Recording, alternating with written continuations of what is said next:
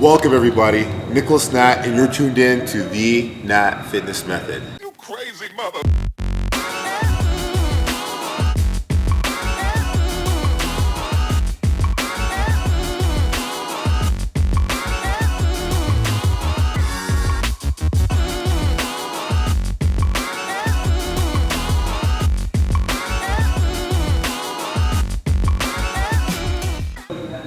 Having all the tools in fitness and the strategies does not ensure that you're going to have the results. So my goal with the show and company are to be able to provide you with the strategies and the tools you need to be able to execute and take your goals from A to B. Today I'm excited because we have one of the prominent movers here in Denver, Colorado, who's been able to not only inspire people here in Colorado but all around the world. And she's standing right here next to me, the one and only Anita Lee. Anita, thank you for coming in today. Thank you for having me. Awesome. So we had a chance to talk. Anita's actually going to be leaving here to go because you have athletes competing today. It's exciting stuff. So on a day like this, for those of you who don't know, Anita has made her mark in the fitness world for being a competitor yourself. How long did you compete for? 6 years, 7 years. Yeah. And maybe I'm not done. I'm never say never. I Yes. never know. So I might do another show someday, but nothing planned currently. Nothing set in stone No. right now. When you work with athletes, what is that like being on the other side as a coach? I mean, I know what that's like, but for you have how many today? 7. 7. Yes. Okay, so is that like exciting? Is it fun? Is it nerve-wracking? It's so exciting. It's like game day, right? So it's a big deal. It's something that I've been working with these people for months for them to get up on stage and really showcase their best selves. I'm super passionate about it. I love to see them change and evolve. I love to see their confidence grow. It's very rewarding for me to work with athletes. So I just love it. And even though I'm not actually competing, there still are team awards. So I feel like I'm still competing. And I tell my girls, I'm like, look, I want to win. Representing the brand, yeah. Right, yeah. so. You have the opportunity of living vicariously, and like you said, some people are very structured and they're easy to deal with.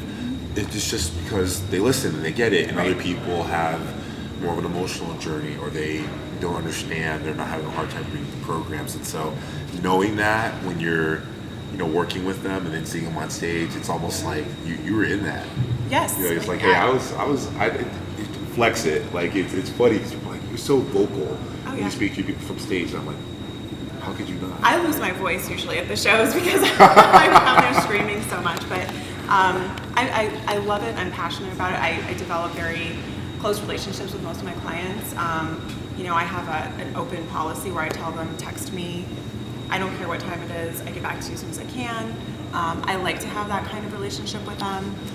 That's kind of my niche, is you get a very personalized program with me, a very, a response from me quickly, that sort of thing. So good. Yeah, so it's great.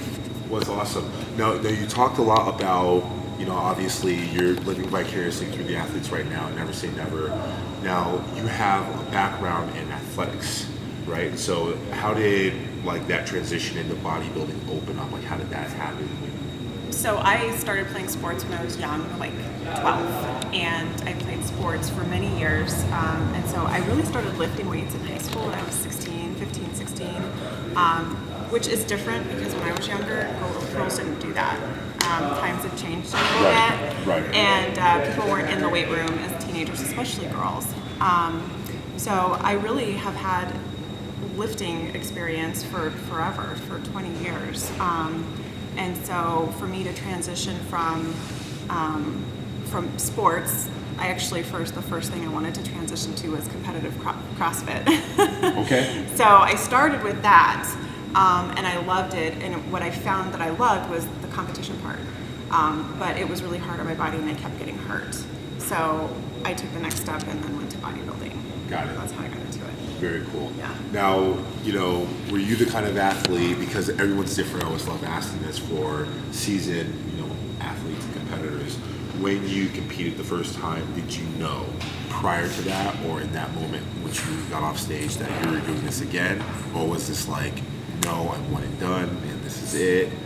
And then it sort of became progressive. It was like, this is what I was meant to do. You were bit by the bug. I mean, before I even got on stage, I had also done a lot of pageants, modeling, stuff like that. So I was used to being on stage. Yes. So that part was easy for me. I didn't have, I could walk in heels. The posing was easy. I loved the glam. All that part was fun.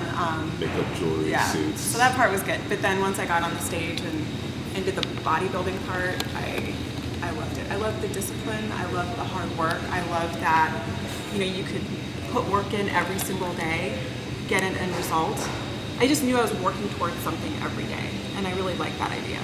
What's important is you've had a lot of success in competitions. I think so many people compete, and whether they have moments of success or they have prolonged success or they have no success at all, I think that's really built around the mindset, right? And so your ability to hop in, compete, is really centered around a passion for just like waking up and seeing that progress. And so many people don't live that way. When you go through adversity, because life, shows up for everybody, how has that mindset set you up to be able to handle struggle or challenges or adversity in your life where you see other people fold?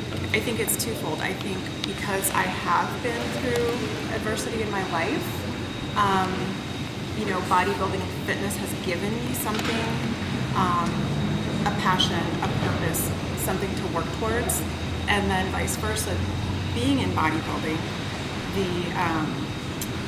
the determination, the hard work, the structure has taught me almost life lessons that I can apply to other aspects of my life. Don't give up. Work hard. If you work for it and you focus on something, it will happen. Perseverance. Those are all things that bodybuilding teaches people. So I think both ways, vice versa, I got great life experience through that. How has that impacted the way that you coach people? So I tell people, you have to do this because you love it. You have to do this for yourself, period, end of story. It's not for a trophy.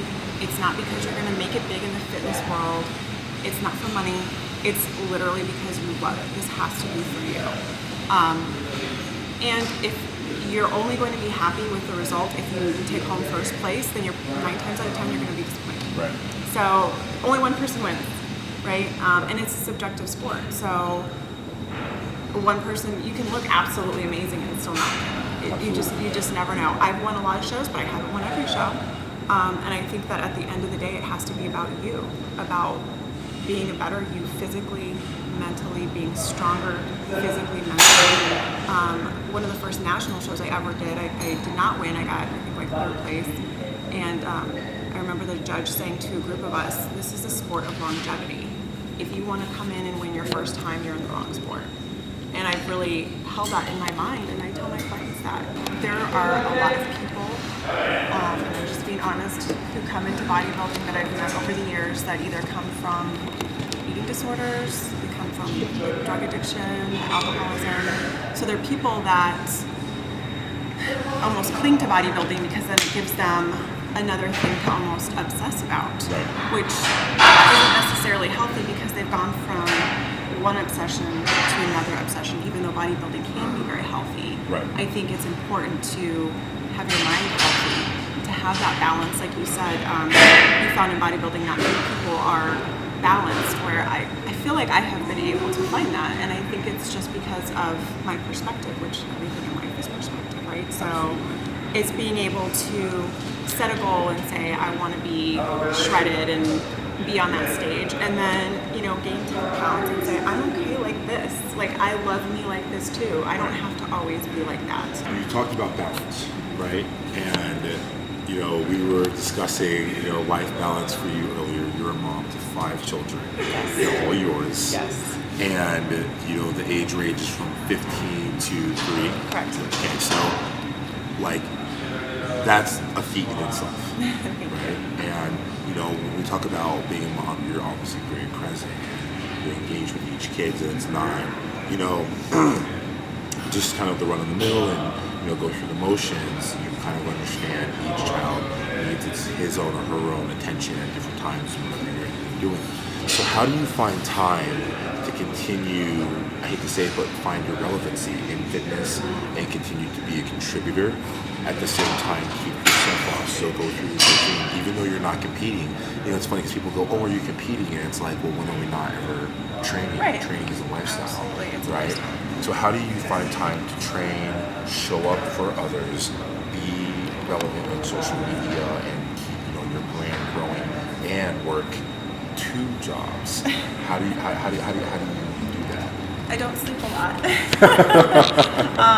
But no, obviously my kids are my number one priority. They're my legacy. Their life is really about that. So that's number one. I try to be as present for everyone as possible, as much as I can. But with that being said, my kids know what I do. They respect what I do. They know that I'm a bodybuilder and that I do bodybuilding coaching and that I'm a fitness person. And now some of my sons are older, so we talk about form, and they're lifting weights for football, and I can help them with that, which is awesome. I love being able to do that when they're training. I know what I'm talking about. So we've got that in common, which is really cool. And then my younger ones, they look up to me as well. Every single one of them have gone to the gym with me from the time they were 6 months old. So it's almost just like a part of our lives. It's a lifestyle.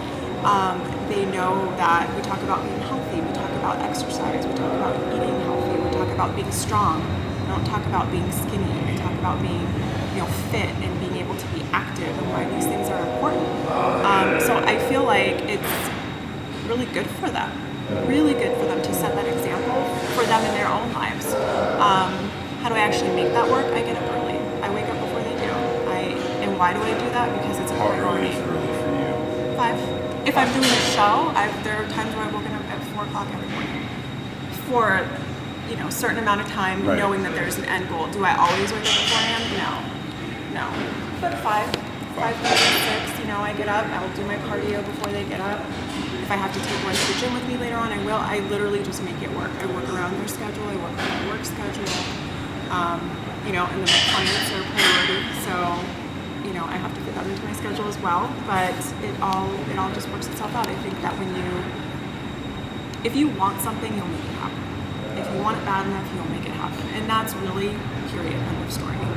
Now, what's funny is you actually did not learn that growing up. You kind of came from the opposite end of the spectrum, right? So, if you're okay bringing that up, you grew up and a lot of the way that you think and the values you sort of self-cultivated, right? And so going to the gym, playing sports, that was really brought on you because you didn't have, parental or parents who were, basically telling you to do that. It kind of came from the opposite spectrum. You grew up with your grandparents because you didn't have a relationship with them. Is that right? Right, I didn't. I didn't have a relationship with my parents. My grandparents were older. They were like 70, in middle school. And, I really think that I kind of found sports. It gave me not just something to do, but it made me feel good about myself. And I think that is one thing that people don't realize about fitness is that it makes you feel good. When I don't work out, I don't feel good. So that's a huge motivator in itself.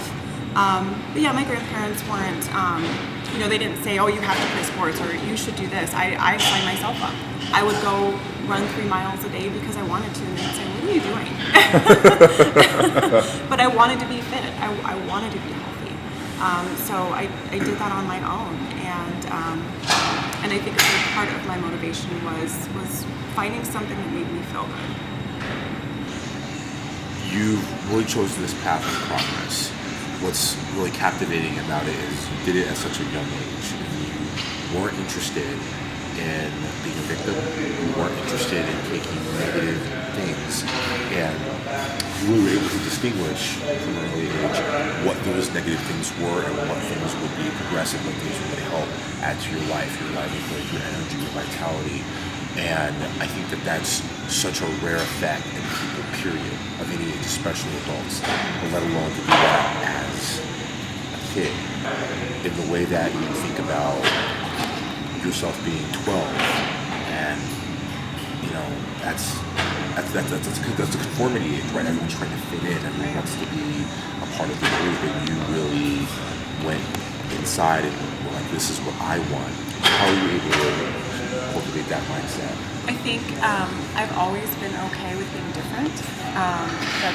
I've never been afraid to be different and to do my own thing, stand alone. And I think seeing kind of where my parents were, the bad things they were doing, other kids my age making bad choices, I just decided that I wanted to be different than that. I didn't want that for my life. I didn't want that for myself. And so I chose God. I chose, to put myself into school and sports and to make that my life instead of the other things that people around me are doing. What would you say to anyone out there, man or woman, who are in positions where they might come from something that they don't like? It's a bad hand, right? And that is almost proving up front to be an obstacle. It's a ball and chain, but it can be the very thing that allows them to move to their greatness. What would be your advice for someone like that? Anybody can choose to do the right thing. It's really everything in life is a choice, and everything is perspective. So, like you said, if you play the victim, and sit down and say, "Oh, poor me, this is so bad," and I hate to say it, they turn into excuses because, we can all choose good. It's a choice. Yeah, it is a choice. And so I'd say find your thing, whether it's, fitness, school, sports, reading, whatever it is, find your thing and be passionate about that, focus on that, and good things will come. Before we finish up, you are very active, obviously, on social media. You have a great Instagram. How can people connect with you or find out about you and what you're doing and possibly get involved? Okay, so at Anita Lee Fitness is my Instagram name, and AnitaLeeFitness.com is my website. I definitely do coaching, and I'd love to hear from you, even if you just comment or send me a message or whatever. People ask me questions all the time. I love to interact with people, so go ahead and get a hold of me.